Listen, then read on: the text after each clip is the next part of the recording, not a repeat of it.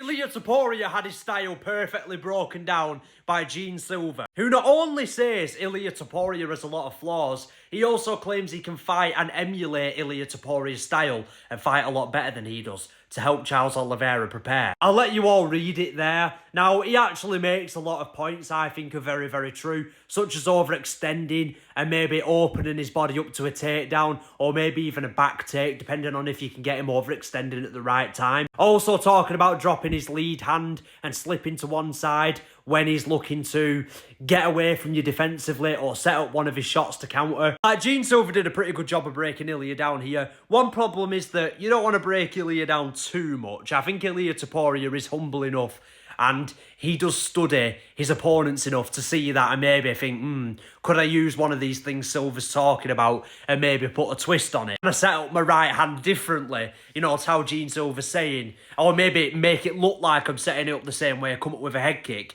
Maybe, who knows? Like, you don't want to give Ilia Topuria all the information because he's definitely smart enough to capitalise on it. But this is what I was saying before about Ilia Topuria, and now Gene Silver saying it obviously validifies what I was saying. Ilia Topuria is not perfect.